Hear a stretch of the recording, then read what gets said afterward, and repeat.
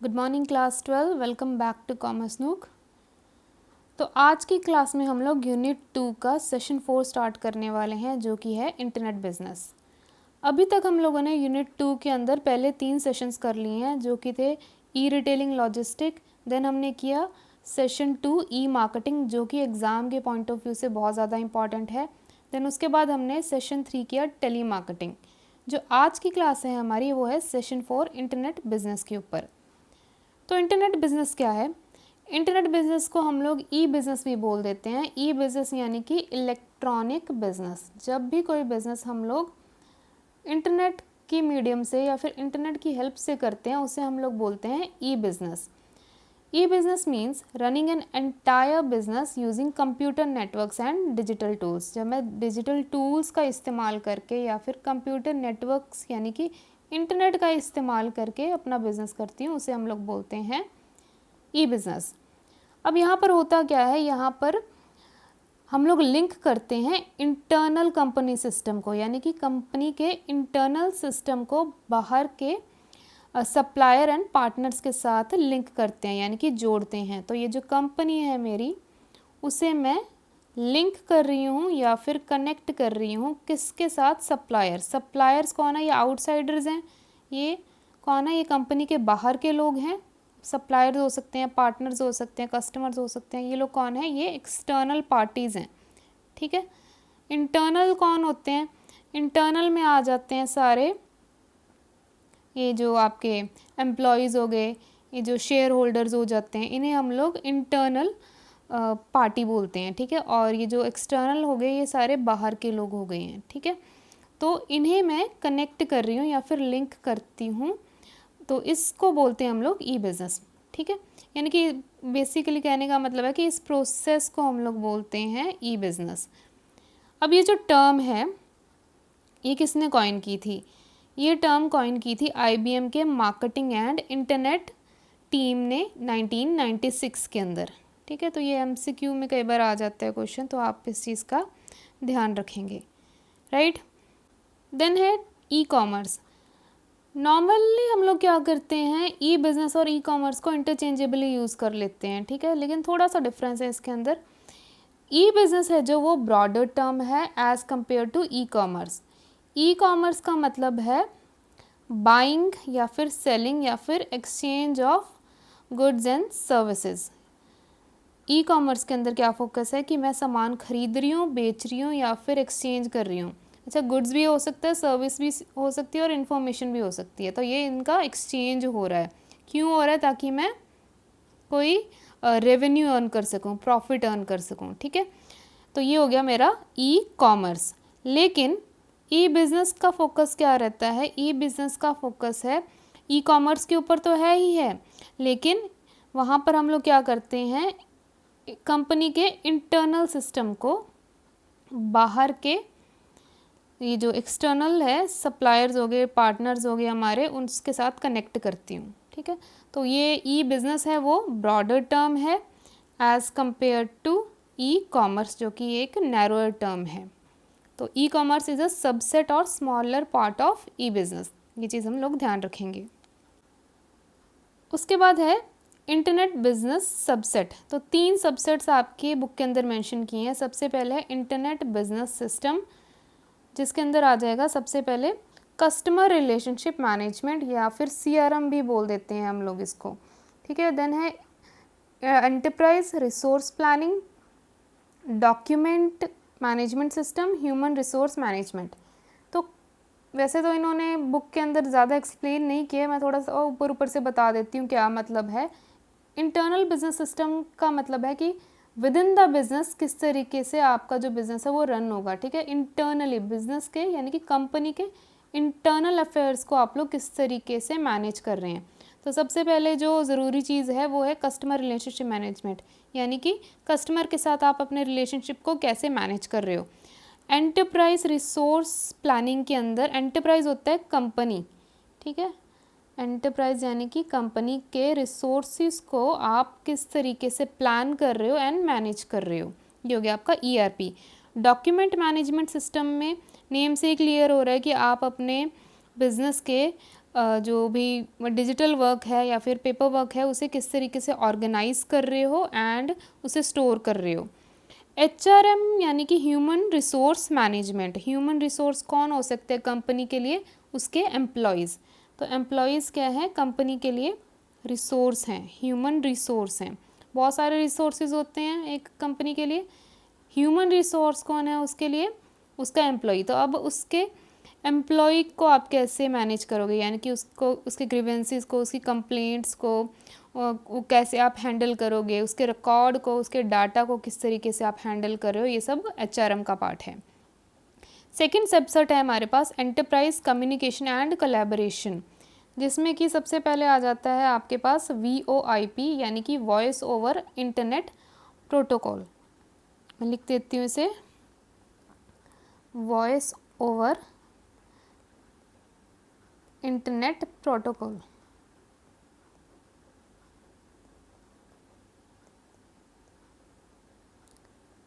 क्या मतलब है इसका? मैं इंटरनेट का इस्तेमाल करके कोई वॉइस कॉल कर रही हूँ या फिर कोई वीडियो कॉल कर रही हूँ, ठीक है। जैसे जूम कॉल्स हो जाती हैं आपकी, या व्हाट्सएप पे किसी को इंटरनेट पे कॉल कर लेते हो, ये सब आपका VoIP में आता है, ठीक है। व्हाट्सएप कॉल्स होगी, जूम कॉल्स होगी। देन उसके बाद है कंटेंट मैनेजमेंट सिस्टम।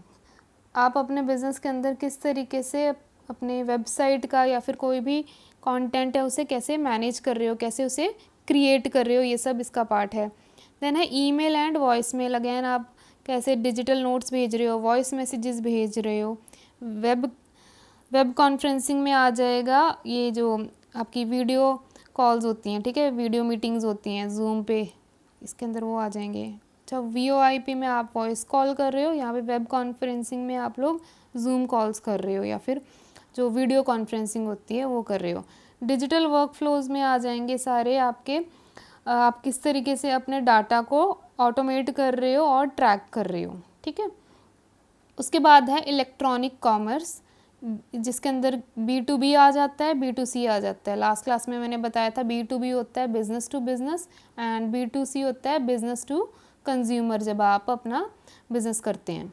अब इसके अंदर क्या क्या सबसेट्स मेंशन है? एक तो है इंटरनेट शॉप्स, ये जो आपके ऑनलाइन स्टोर्स हो जाते हैं वो। सप्लाई चेन मैनेजमेंट यानी कि जो आपका फैक्ट्री से कस्टमर तक सामान किस तरीके से सप्लाई होगा, वो ये जो पूरी की पूरी चेन है उसे आप कैसे मैनेज करते हैं, यहाँ पर उसके बारे में बात है। Then online and offline marketing, आप अपने बिजनेस की प्रमोशन किस तरीके से करें, कैसे अपने प्रोडक्ट्स की या सर्विसेज की एडवर्टीजमेंट कर रहे हैं, राइट। देन नेक्स्ट टॉपिक है इंटरनेट बिजनेस मॉडल्स। तो जब भी आप अपना बिजनेस ऑनलाइन लेकर जाते हैं तब आपको कोई ना कोई बिजनेस मॉडल सेलेक्ट करना पड़ता है। अब ये बिजनेस मॉडल क्या है? It means organization of product, service and information to make money and benefit supplier and customers. यानी कि मैं किस तरीके से अपने बिजनेस के अंदर प्रोडक्ट या सर्विस या इंफॉर्मेशन को मैनेज कर रही हूँ ताकि मैं रेवेन्यू जनरेट कर सकूं और साथ के साथ मेरे सप्लायर एंड कस्टमर है उन्हें भी बेनिफिट कर सकूं, ठीक है। तो इस बेस को देखते हुए मैं अलग अलग बिजनेस मॉडल्स हैं वो एनालाइज करती हूँ, देन उसके अकॉर्डिंगली चेक करती हूँ कि मेरी प्रेफरेंस के अकॉर्डिंगली कौन सा बिजनेस मॉडल है वो ज़्यादा सूटेबल है। अब यहाँ पर आ क्या क्या जाता है? एक तो ई-शॉप्स आ जाती हैं। ई-शॉप्स यानी कि ये जो रिटेल स्टोर्स ही होते हैं आपके, ठीक है। देन ई-कॉमर्स आ गया, यानी कि जैसे ई-शॉप्स में आपने अपना स्टोर फ्रंट इस्टेब्लिश किया, और ई-कॉमर्स में जब आप इस स्टोर फ्रंट को ऑनलाइन ट्रांजैक्शन करते वक्त इस्तेमाल करते हैं तो ये ई-कॉमर्स हो जाता है। ई प्रोक्योरमेंट में आता है कि आप कैसे अपना सामान ऑनलाइन मंगवा रहे हैं, कैसे सर्विसेज आप प्रोवाइड कर रहे हैं, ठीक है। डिजिटल बाइंग सप्लाईज और सर्विसेज के बारे में यहाँ पे बात कर रहे हैं, ठीक है।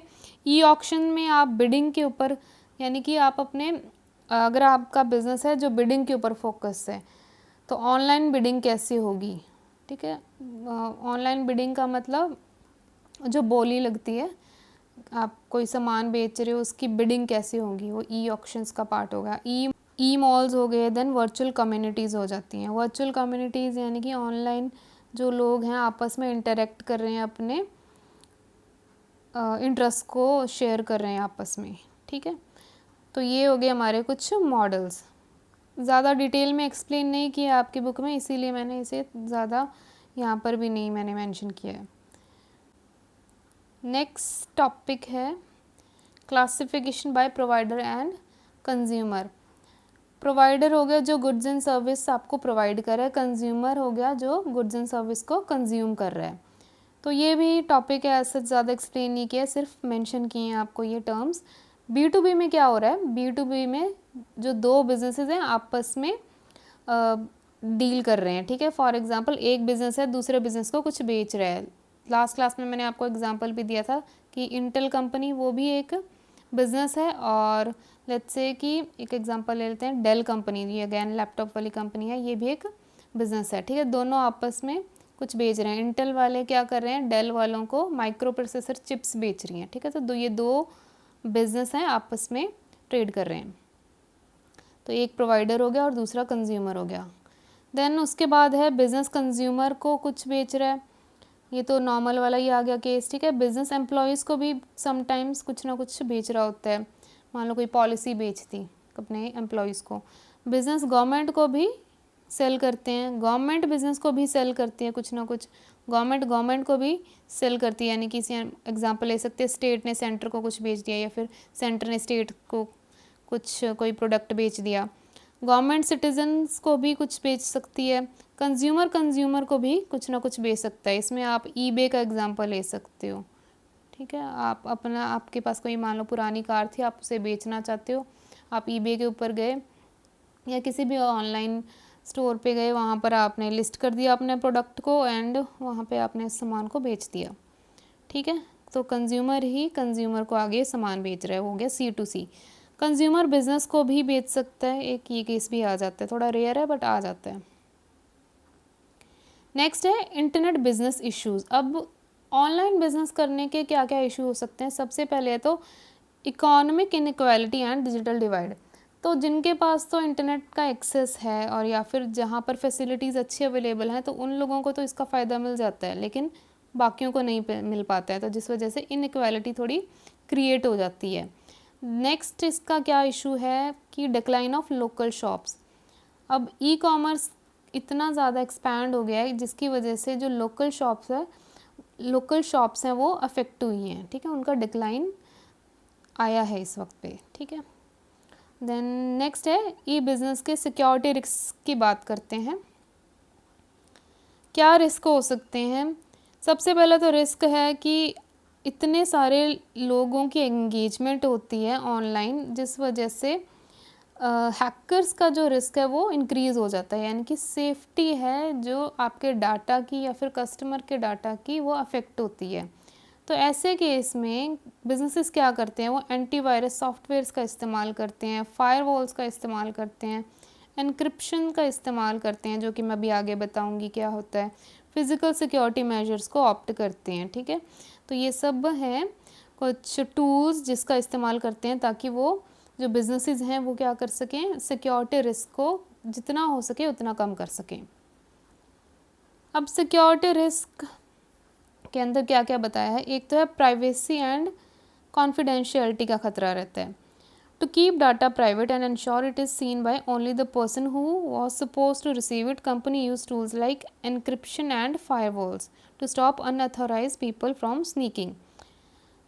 तो प्राइवेसी एंड कॉन्फिडेंशियलिटी को मेंटेन करने के लिए कंपनीज क्या करती हैं, वो इंश्योर करती हैं कि वो एनक्रिप्शन एंड फायरवॉल्स का इस्तेमाल कर सके ताकि कोई भी अनऑथराइज, यानी कि जिस इंसान को परमिशन नहीं है डाटा के अंदर स्नीक करने की, वो एंटर ना कर सके और किसी की इंफॉर्मेशन को ना देख सके, ठीक है, ना ही उसे एक्सेस कर सके। तो ये प्राइवेसी एंड कॉन्फिडेंशियलिटी को मेंटेन करने का एक टूल हो गया।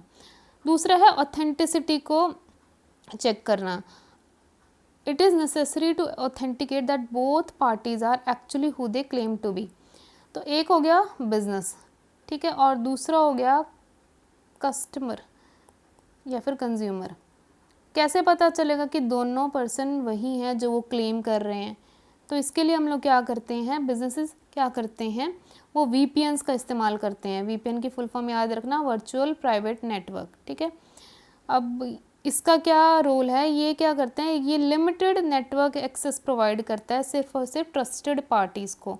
यानी कि आप तभी एंटर कर सकते हैं उसकी वेबसाइट में अगर आप ट्रस्टेड हो, यानी कि आपके ऊपर भरोसा किया जा सके। कोई इन अनऑथराइज जो एंट्री है वो अलाउड नहीं है।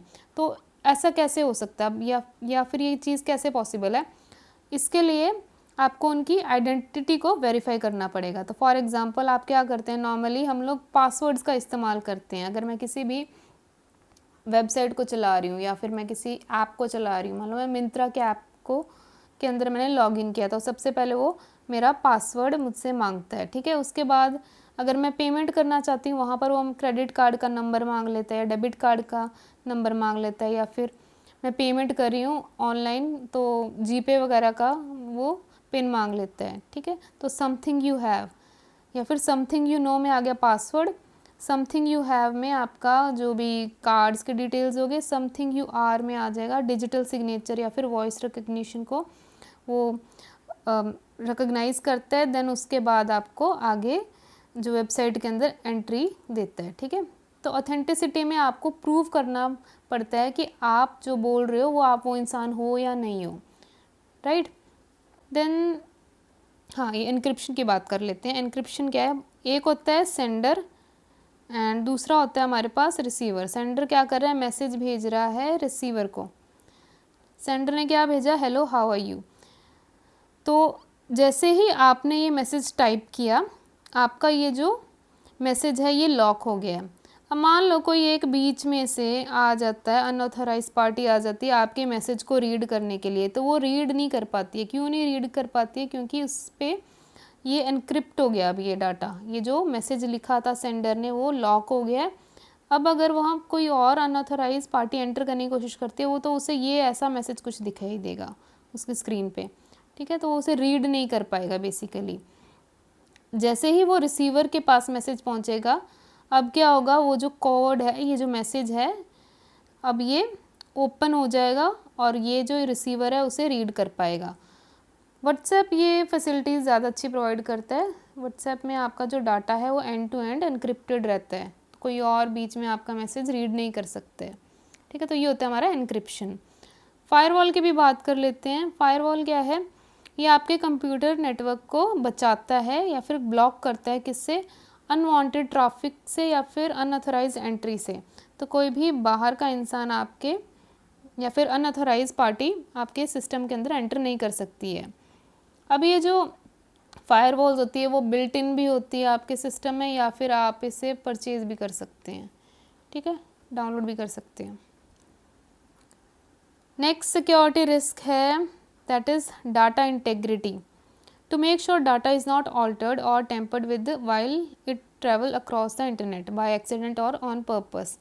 समटाइम्स क्या होता है, अगर मैं किसी को अपना डाटा भेज रही हूँ तो बीच में या तो वो एक्सीडेंटली या फिर किसी ने जानबूझ के उसे ऑल्टर कर दिया, यानी कि चेंज कर दिया, तो ऐसे इशू ना अराइज हों, तो इसके लिए भी कंपनीज फायरवॉल्स का इस्तेमाल करती हैं और बैकअप डाटा तो वो अपने पास रखती है। Then next is non repudiation. It is a proof of transaction actually happening so that later on neither buyer nor seller can back out.